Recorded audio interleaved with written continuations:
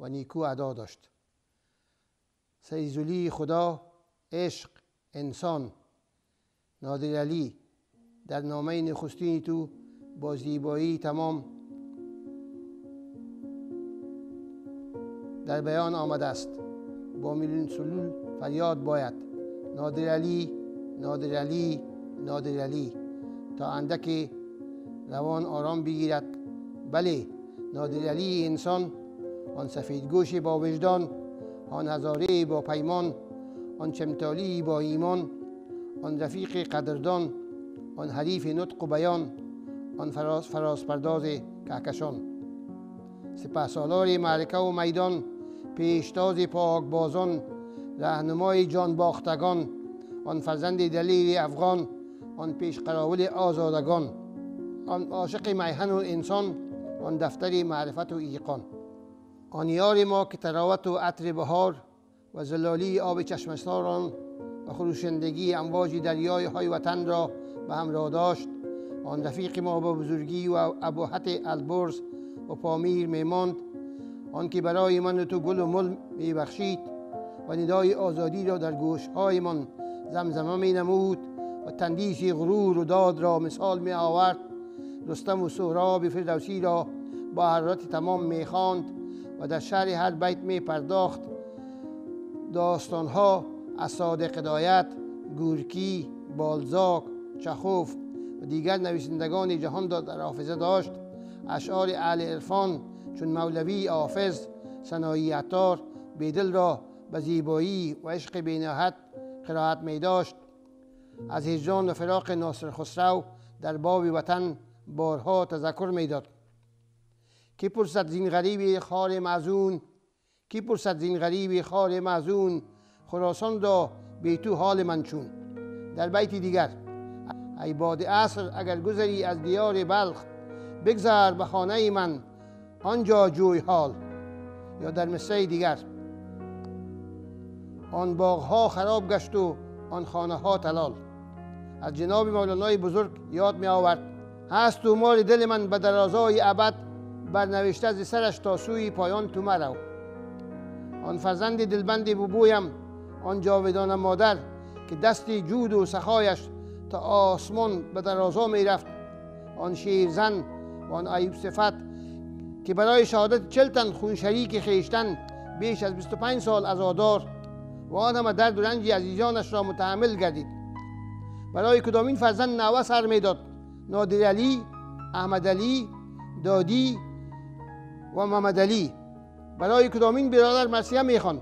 ابراهیم خان سناتور، حاجی غلام محمد ارزگانی. برای کدام فرزند برادر و خواهر ناله بلند می داشت؟ داود جان، نجیب جان، سالم کوچک، شکور یتیم. آن بزرگ مادر نه تنها گلمدار فاتحه فرزندان و اعضای خانواده خویش بود، بلکه برای همه رفتگان راه آزادی و انسانیت ماتمداری می نمود. و همه رفقای نادر علی قهرمان را فرزند قیامتی صدا می زد. در یادشان اشکهای گوهربارش دل خاک را می شست. شایسته باد چنین مادر که او را فرشته نامیدش. صبرش را ایوبی گفت و روح آن بزرگوار و گرامی مادر شاد شاد و جایگاه بلندش فردوس الجنان حق بادا.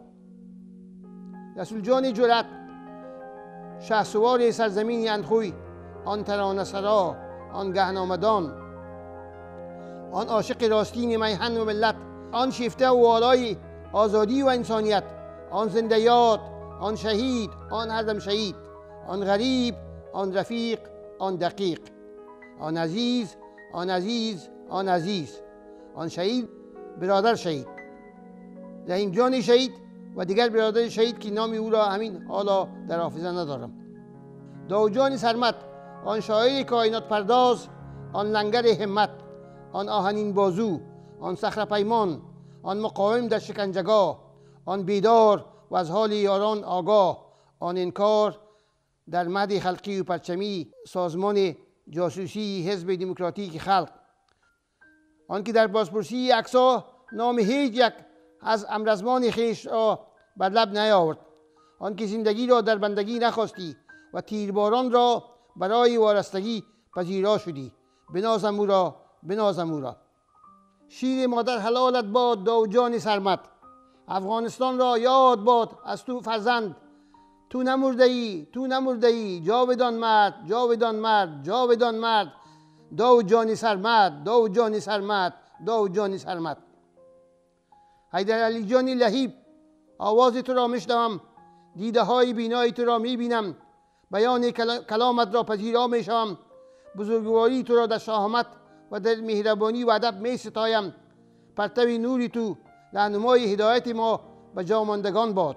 از آن حنجره ستاره مانند سرودی تو می آید و لحظات مبهوت می گردم و سوی عرش بارگاه الهی. شعر تو شاعر فرازنشین به سوی زمینیان نازل می آید و ناگاهان همچو من و از اینان را به سوی بیداری و جنبش تلاش برای رهایی می خواند.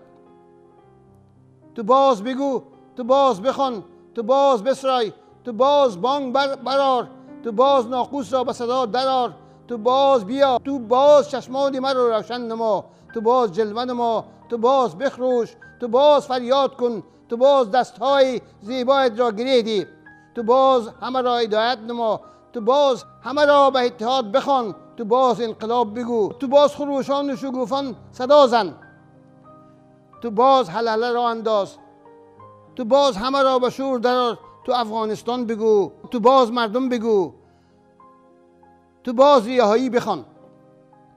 رستاخیز، آن رزمنامه خوان، آن هنگامه ساز، آن شاهین پرواز، آن نافذ چشمان، آن موج، آن طوفان از سرزمین خواجه انصار، پیر عرفان، آن هیراتی با ایمان پرتوان، آن شاعر خوش الحان، آن که سرود دل به طوفان بندم و غلطم به موج، دل به طوفان بندم و غلطم به موج، در کنار شعله مستی ها کنم چون پرستوهای ناآرام صبح، چون پرستوهای ناآرام صبح، راز شب را فاش با غوغا کنم. بق آنچه سرود و آن بکرد و برفت. یادش گرامی و جاودان باد رحمت حق نثارش. اسمت قندهاری، آن شامت و پسر کاکایم شاه احمد جان شهید، آن دو یار معروف در شاهمت و سخاوت. علی آور و خان کاکا لعلی، آن دو عزیز شهید بزرگوار از قندهار زمین، مردانگی آنها را بنازم و غرور آنها را بخوانم. اینجا نظر جان، انور جان، اکبر جان، آن سه برادر، آن سه پسر کاکایم را به خاطر می آورم. در راستی و صفا، صمیمیت و امانت، که روان آنها شاد شاد و ما را افتخار بر آنها بادا. انجینر یحیی جان نیازرخش، دکتر فاروق جان رضازاده، آن دو برادر گرامی را به یاد می آورم که در ادب و حیا نزد یاران و رفقا مقام ارجمند و اعلی داشتند. آنها چو گل رعنا و خوشگو و زیبا بودند و هستند. روانشان شاد شاد، شهادتشان مبارک، مادر وطن را افتخار بر هر دو بادا. از یاران رفته انجینر عبدالرحمن منصور هروی، قدوس جان رد هروی، انجینر میرویس فراحی، حبیب جان فراحی، انجینر حسین جان طغیان لغمانی، انجینر حسین جان انخویی، انجینر ازمری، استاد امیر سکندر شاه، استاد رؤوف خان، استاد دوست محمد خان دوستی، محسن جان خیاط ازاره، پرندگان عرش برین، جنت آشیان و آن رفتگان نکونام و آن جانباختگان معرفت و هزاران در هزار چنین در خاطرم ثبت است. در اینجا از بدل برایت میخوانم. ز طبع ما درشتی برد یاد رفتگان بدل، خرام ناله نگذاشت در کوثار ما سنگی. در اینجا علاوةً از خصوصیات اوصاف برگزیدی نادر جان دیهاتی پویا میخوانم. عاشقان، دانایان، عیاران، پاکبازان، قهرمانان، ناموران، دلیران، پهلوانان، تهمتنان، نکویان، شکیبایان و قدردانان توانمند، رزمجویان برومند و مردان شرافتمند و حریف حریفان، نادر نادران، نادر نادران، پیشقراول آزادگان، یگانه معرکه و میدان، بی نظیر نطق و بیان، فروتن زمان، فرزند مهربان افغان و با هیبت زمین و آسمان. فراز پرداز کهکشان، روشنی مهر ما و همه ستارگان، هزاره هزار داستان، هم میهنی اصیل وادی، دمن دره و باغ و راغ و کوهستان، چمتالی با ایمان، یاری با وفا و با وقار و ایقان، بنازم او را ببالم او را که نامیش مانا و پایا و راهش مستدام، جاودان روانش شاد شادان.